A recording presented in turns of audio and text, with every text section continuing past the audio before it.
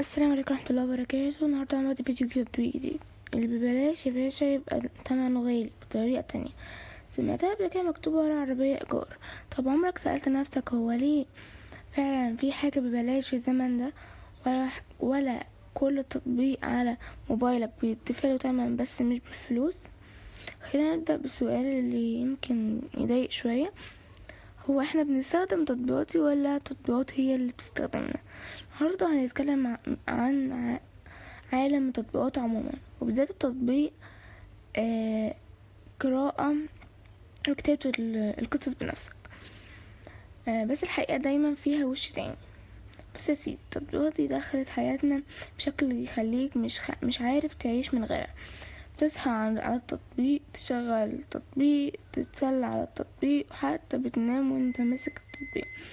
مميزات واضحة: سرعة، سهولة، محتوى بلا حدود.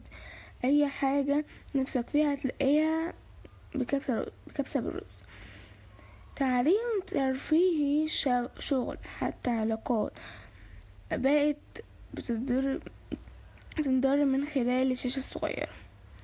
بس تعالى بص كده على الناحية التانية. التطبيقات دي بتاخد منك وقت، تركيز، بياناتك، يمكن كمان جزء من شخصيتك. لان كل نقرة بتعملها، كل قصة بتقرأها، كل دقيقة بتضحكها تتحول لمعلومة عنك. التطبيق ده معمول عشان الناس اللي بتحب القراءة وتكتب قصص. فكرة حلوة جدا، صح؟ تقدر تنشر قصتك، تقرأ لناس تانية، تتفاعل، ويمكن تبقى كاتب معروف من غير إدارة نشر أو تعقيدات. وده فعلا حصل مع ناس كتير. مميزات: مجموعة ضخمة، قصص في كل المجالات، فرصة لأي حد يعبر عن نفسه. كمان في تفاعل مباشر بين الكتب والقراءة، حاجة زمان كانت شبه مستحيلة. لكن العيوب، تعالى أقولك بصراحة من غير تجميل: جودة متاحة، جودة محتوى مش دايما كويسة لأي حد يقرأ الكتاب.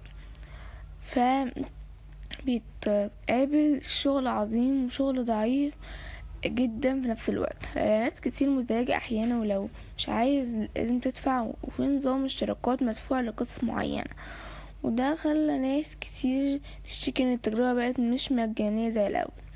لو بصينا على رأي المستخدمين على متجر بلاي ستور، هتلاقي ناس بتقول تطبيق ممتع جدا ومفيد، وناس تانية بتقول اعلانات بقت خانقة جدا وفلوس بقت داخلة في كل حاجة.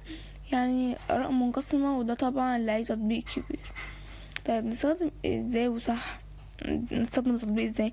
ببساطة ما تخليش التطبيق يسرق وقتك. يدخل بأهداف القراءة مفيدة أو متعة. ولو هتكتب خليك صادق وطور نفسك، وما تعقش نفسك بساعات من غير ما تحس، لأن ده فخ حقيقي. طيب هو بيكسب ازاي وهو مجاني؟ هنا بقى الجزء اللي الناس مش بتفكر فيه: الاعلانات، اشتراكات، وبيع المحتوى مدفوع، وكمان بيانات استخدام اللي بتساعدهم يطوروا طريقة الربح. يعني انت مش بتدفع فلوس دايما، بس انت بتدفع وقتك واهتماماتك. التطبيق ده متاح تقريبا في معظم دول العالم، وده بسبب انتشار كبير، لان مش مرتبط بدولة معينة، اي حد يقدر يستخدمه طالما عنده انترنت. ولو مش عاجبك، في بدائل تانية زي تطبيق التاني القراءة والكتابة. بس الفكرة مش في التطبيق نفسه، الفكرة في ازاي تستخدمه. وفي الاخر نرجع لسنة في اول الفيديو: هو احنا بنستخدم تطبيقات ولا التطبيقات اللي بتستخدمنا؟ لكن بصراحة الاتنين، بس الفرق انك لو بتستعمل التطبيق بوعي انت اللي هتتحكم، ولو مش بتستخدمه بوعي واخد بالك يبقى مجرد مستخدم بيسحب منه وقت واحدة واحدة. ولو الفيديو ده خلاك تفكر في حتة تانية شوية بطريقة مختلفة، اعمل لايك واشترك في القناة عشان نكمل كلام بصراحة اكتر عن الحاجات اللي بنستخدمها كل يوم ومش واخدين بالنا منها. سلام يا صاحبي.